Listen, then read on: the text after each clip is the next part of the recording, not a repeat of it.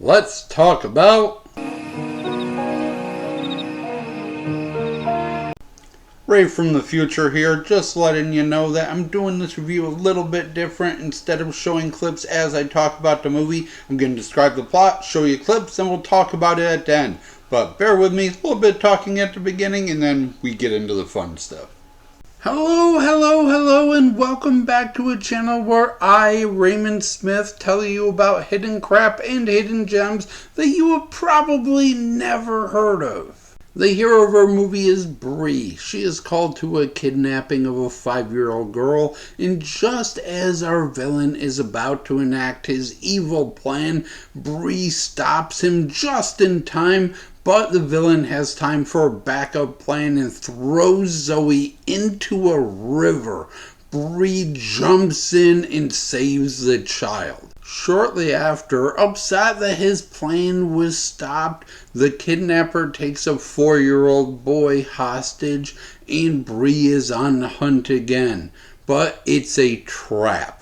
Brie is killed in a horrific explosion and only her best friend Flower is able to help catch the killer.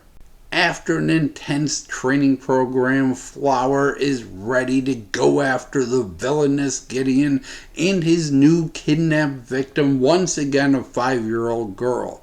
Flower finds Gideon, throws him off a cliff, and saves the child. Little girls this age weigh hardly anything. Did you know that? Take her.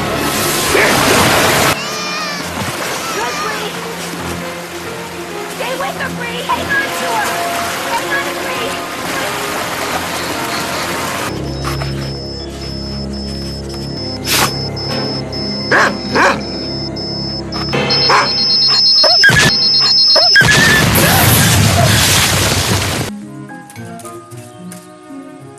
What's that?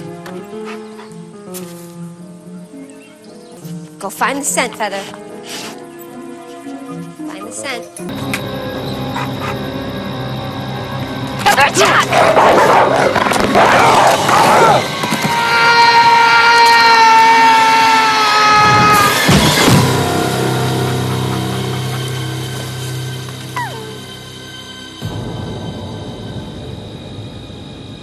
Lie and tell me Flower sticking her little head up after she murks the bad guy isn't the cutest fucking thing.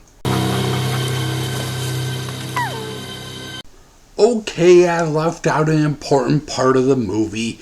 This movie was created by Animal Planet. Brie and Flower are dogs. We find out that our human main character, played by Sherilyn Fenn, should have known that the 4-year-old boy going missing was a trap because our serial killer kidnapper only targets 5-year-old girls.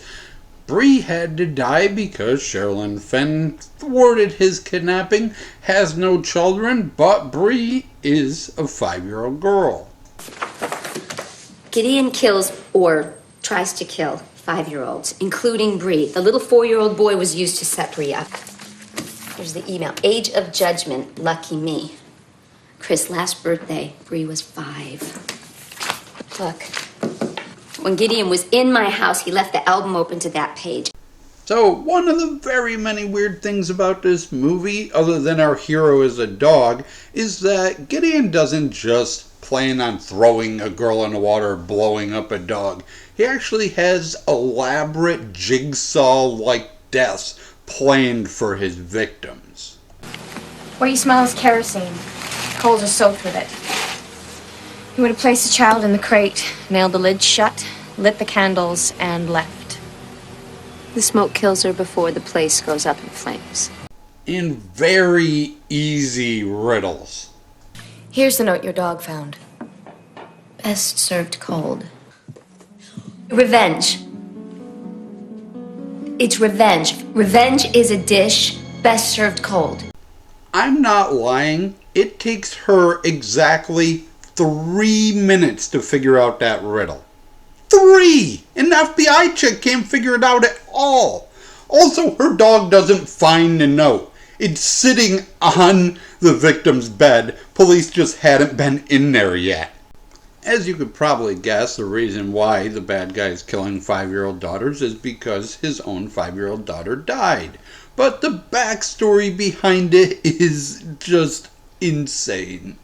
Okay, listen to this convoluted nonsense. You see, Gideon used to be a game developer. He submitted the video game he created to a large company who stole it. But he spent all of his money in game development, so his wife left him and took their daughter to a shitty rundown apartment, where the daughter died in a fire due to the janitor's negligence. So now he must get revenge on all those who wronged him. His lawyer, the judge ruled against him, the owner of the gaming company, and the janitor, among others, by killing 5-year-olds in their life. And he has created an entire list of all their kids and grandkids and the dates they turned 5.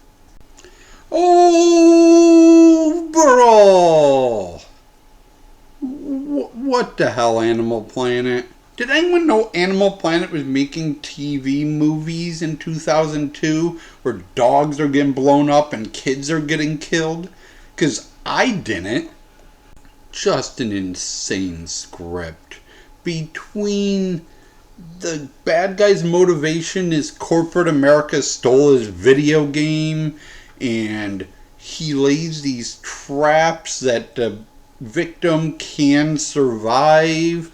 This is 2 years before Saw, by the way. And one of the actors was in 4 Saw movies. What's his fucking name? Costas Mandylor played Hoffman in Saw 4, 5, 6, and 7. Dude's in everything. He has 138 acting roles and 36 more coming up. I will be checking his filmography for future movies to review, so let's look forward to that. Sherilyn Fenn plays our main human in this. Costas Mandylor plays her best friend, who she kisses at the end of the movie. Ooh. And we get a special shout out to Patrick Curtin, who takes that cliff fall from Flowers murking his butt. He's been a stuntman forever. He has 238 stunt roles, 38 acting roles, and is still very active today. What do you say about this movie? It's just crazy. Nobody talks about this movie. I found one YouTube channel / podcast called Rough Cuts, RUFF. They review dog movies, and they stumbled upon this nonsense. It's on Freevee. It still might be on Amazon Prime, and it's on YouTube with Serbian subtitles, because that's the way you want to watch this movie. Yeah, it's a weird one. It's one to talk about for sure. Yeah, so if anyone does long form reviews, fire this puppy up and watch this nonsense with somebody. The director on this one is Peter Svatek, who has a wide range of movies. From Sci-Fighters starring Roddy Piper and Billy Drago, to Witchboard 3, which we have reviewed on here, to an MMA documentary about George St. Pierre in the TV movie of Call of the Wild. It was written by Dan Levine, who mostly does television, including The Division, The Adventures of Lois and Clark, Mental, and one we have talked about, The Sentinel.